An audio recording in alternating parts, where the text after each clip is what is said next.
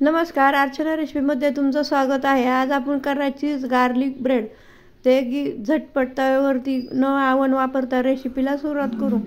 हे melted butter घेतलेलं आहे, 3 चमचे बटर आहे आणि 2 चमचे एकदम बारीक आपण लसूण घ्यायचा. लसूण बारीकच कापायचा, नाहीतर असं ठेसून घ्यायचा. एक छोटा चमचा चिली फ्लेक्स टाकायचं, एक छोटा चमचा ऑर्गेन्झो टाकायचं आणि बारीक कापल्या कोथिंबीर टाकून मिक्स करून घ्यायचं. ते मिक्स करून झालं की ब्रेड घेतले, असे मोठे बघून ब्रेड घ्यायचे आणि त्या ब्रेडला असं गोल कापून घेणार आहे. वाटीच्या किंवा डब्याच्या झाकणाने कशाने करून घ्यायचं. असं गोल करून घेतलं की थोडंसं हाताने लाटायचं. जसं पण जोर लावून लाटायचं नाही आहे, थोडंसं लाटून घ्यायचं. ते लाटून झालं की त्यावरती आपण जे मेल्टेड बटर केलं होतं गार्लिक टाकून ते लावून घ्यायचं. मैद्याच्या पिठापासून बी करायचं आहे, पण ब्रेडपासूनच करणार आहे मी. झटकीपट तयार होत आहे.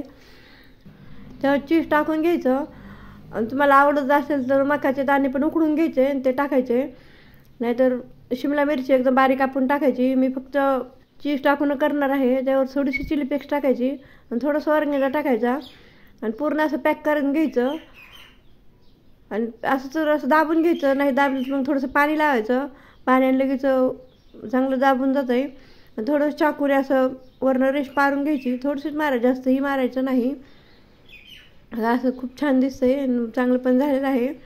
सगळे आता असंच करून घ्यायचे. एक पॅन गरम करायचा आणि पॅनवरती हे जे गार्लिक टाकून जे बटर घेतलं होतं तेच लावणार आहे मी. असे ब्रशने लावून घ्यायचं. थोडंसं तेल लावलं तरी चालतं आहे. हे सगळं ठेवून घ्यायचं आणि त्यावरती अजून थोडंसं बटर लावून घ्यायचं ब्रशने आणि 2 मिनटासाठी ठेवायचं लो गॅसवरती. मोठ्या गॅसवरती नाही ठेवायचं, जास्त टाईम लागत नाही. 2 मिनटानंतर खालच्या बाजूकून छान असं खरपूस शेकलेलं आहे. दोन्ही बाजूकून असं शेकून घ्यायचं आणि झाकण नाही ठेवायचं. त्यावरती झाकण ठेवलं की मऊ होतं, असं खरपूस होत नाही. त्यामुळे झाकण न ठेवता शेकायचं. किती छान असं झालं. दोन्ही बाजूकून गोल्डन कलर येईपर्यंत चांगलं शेकून घ्यायचं. बघा तोडून दाखवते, चीज एकदम छान असं मेल्ट झालेलं आहे आणि चवीला तर खूप छान लागत आहे. ही माझी रेसिपी कशी वाटली कमेंटमध्ये नक्की सांगा. लाईक करा, शेअर करा आणि चॅनल जर नवीन असेल तर सबस्क्राईब करा.